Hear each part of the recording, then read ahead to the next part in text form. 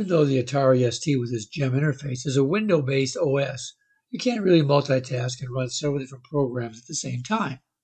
Because of this and a requirement to boot into different resolutions, boot managers started to appear so you can configure your ST to run whatever was required. The boot manager I initially used was SuperBoot. It's a great program with a ton of features, but when I found XBoot, I decided I liked its ease of configuration and the interface better. So you can use either one, but here's how to set up XBoot on your system. Now, XBoot is a boot manager that allows you to configure different types of boot sequences for your ST. You can come up in either color mode or in monochrome mode, depending upon your monitor or your emulator settings. To use XBoot, you should already be familiar with the standard ST directories, such as your ACC directory for accessories, the Auto for auto booting programs, and maybe even the boot directory, the CPX directory for control panels, and even your GemSys directory for your fonts.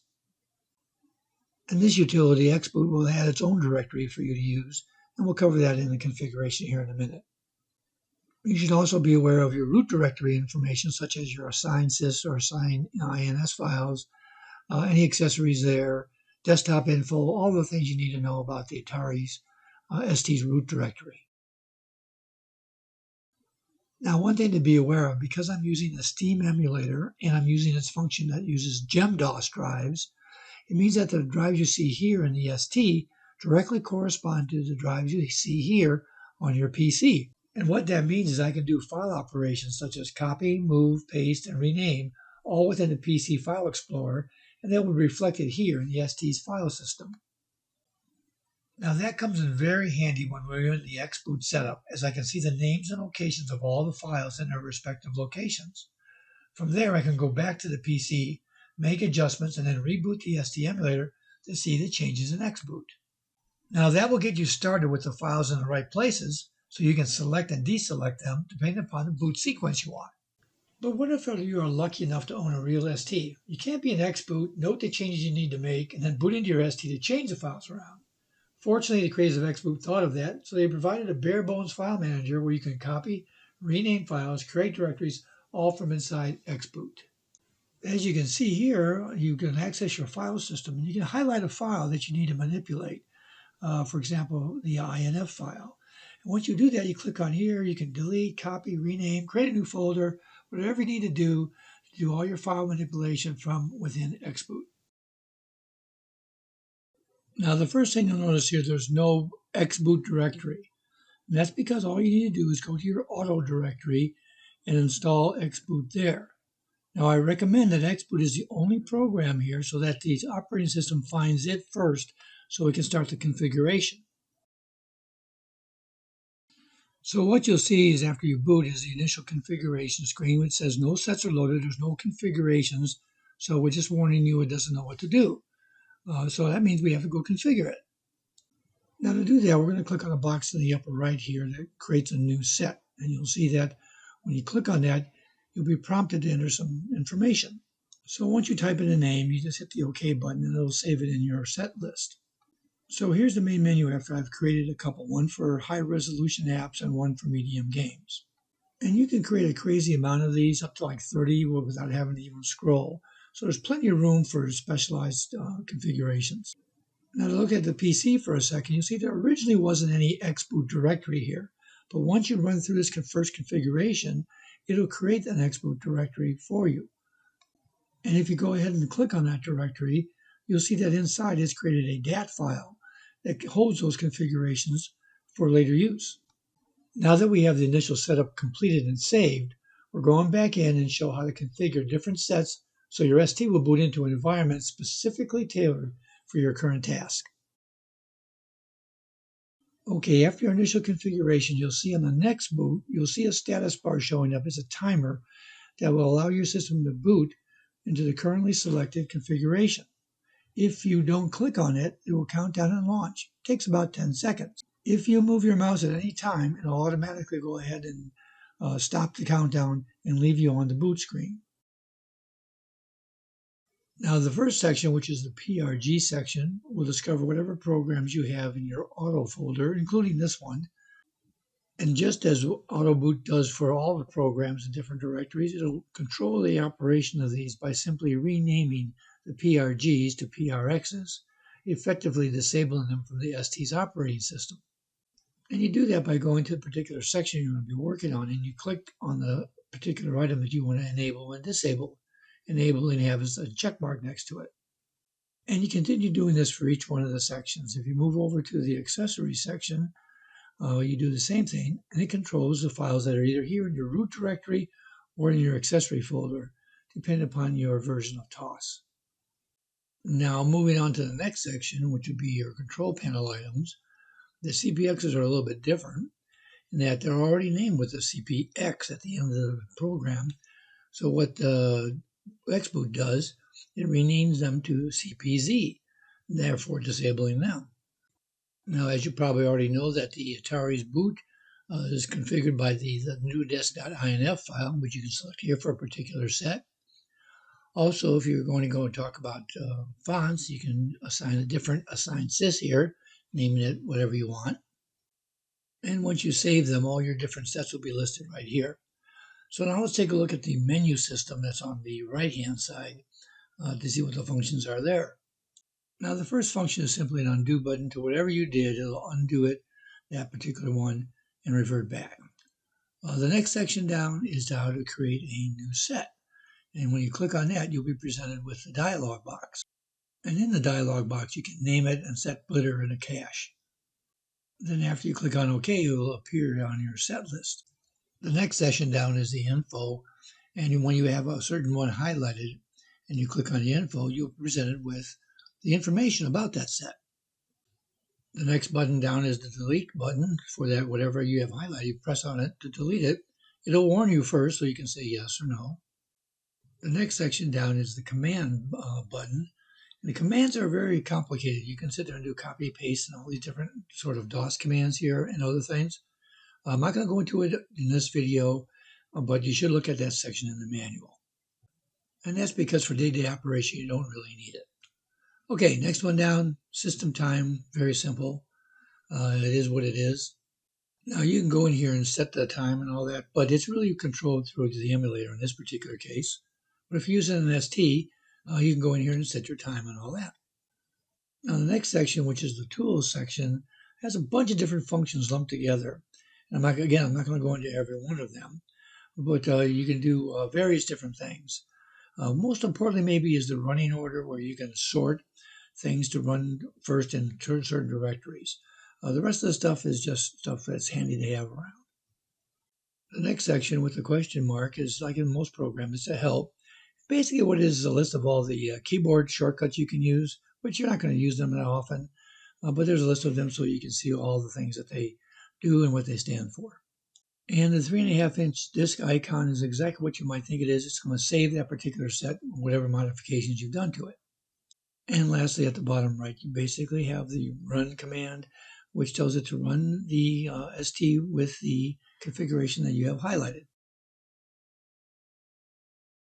So you want to do another set, okay? Well, just select whichever set you want that's closest to the one you're going to create. That way you don't have to change the check marks. So let's say we're on medium resolution games right here, and I want to create a new one. So the next thing you want to do is not change any selections here because you'll affect your medium resolution settings, and you might accidentally save them. Instead, you want to go up here to where it says New Set, and it'll still be looking at the same ones. You just click on this, and you create a new set, and you give it whatever name you think is appropriate. In this particular case, I'm going to say Low Res Games. And then what I do is I simply say, okay, now I have it. And now I can go back in and change any of these configurations and unclick and click things that I want to have for that particular one. And once you do that, make sure you have the ones you want here highlighted. You don't have to have like any of the control panel items maybe for games, but you have that and you click and it'll save it. So therefore, you're ready to go to switch to a different one.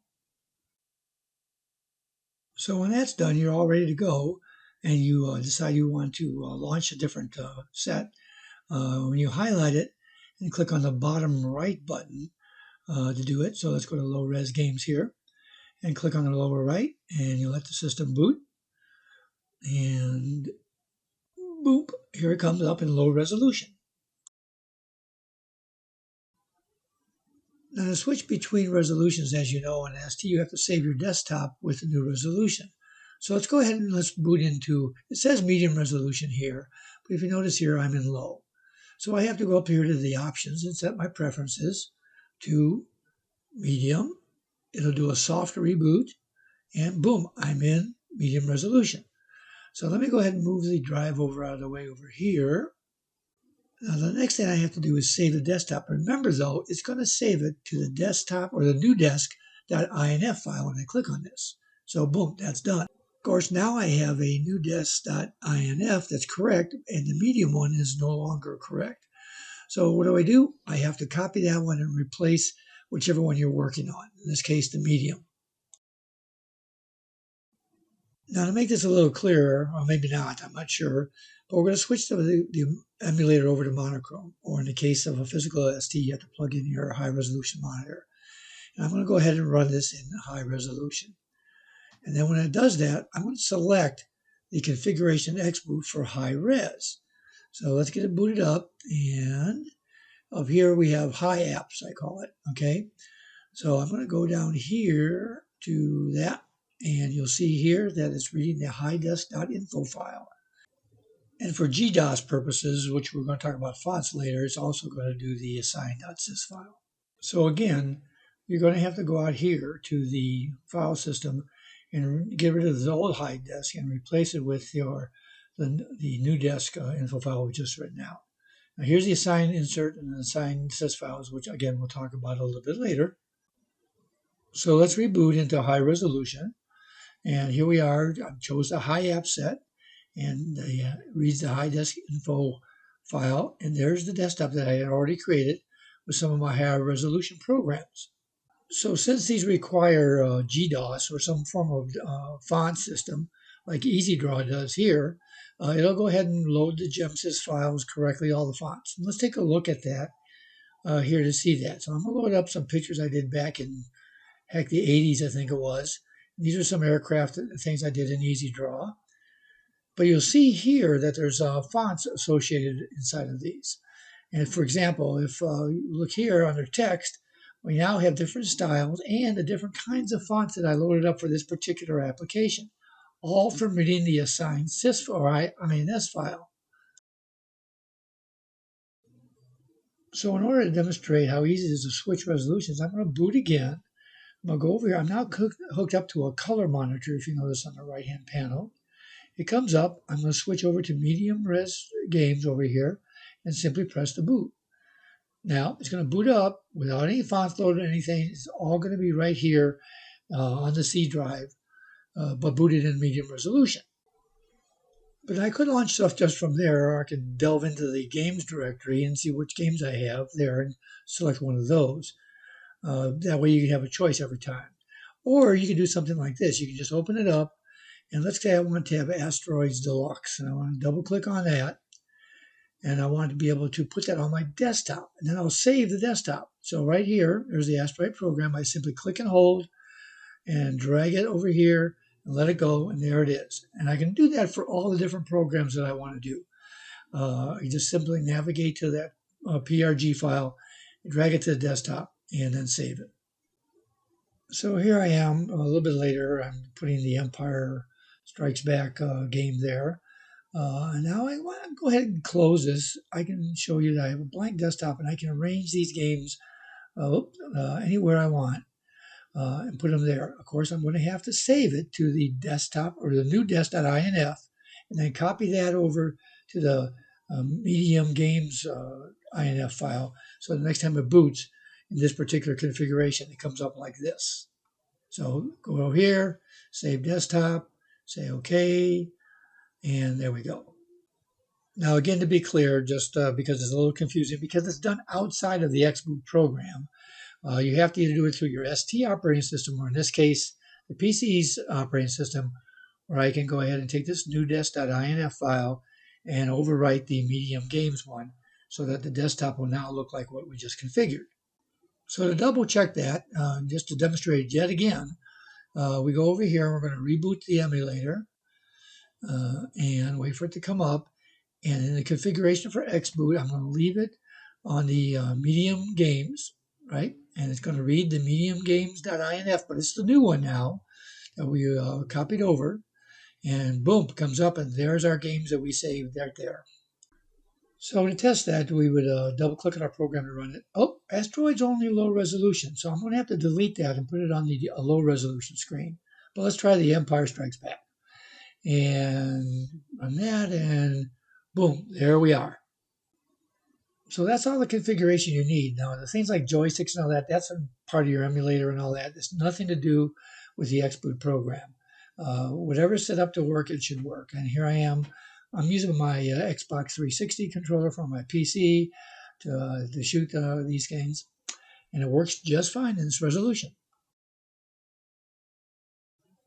So now that you know how to set up individual desktops for different resolutions, there's one more feature I want to talk about. You'll see here I've created a set called Easy Draw, which differs from apps, because I've clicked down here on Auto Start, and I do that, and it opens up a file manager. I can come down here to the program I want to find it. I go find it, say OK, and now it's there, and I would save this set as Easy Draw. So what would happen is that I boot up the ST in high resolution mode, select a monochrome monitor, run the Easy Draw, and guess what happens? Automatically Easy Draw starts up. So there you have XBoot. You can make as many different configurations for low, medium, and high resolution, save them, and don't forget to modify or copy over your INF files. And you can have as many desktops or whatever configuration you want. And all you have to do to launch them is simply click on them and go. Now, there's a very excellent remastered manual for this, which I'll provide a link to in my description. You should review it for even more features. So if you have any questions about XBoot, don't forget to just make a comment here. I'm pretty good at picking up my messages and see if we can get you up and running on XBoot. If you found this video helpful, don't forget to like the video. If you want to get more, don't forget to subscribe. You can also follow me on Facebook and Twitter. The links are in the description of this video.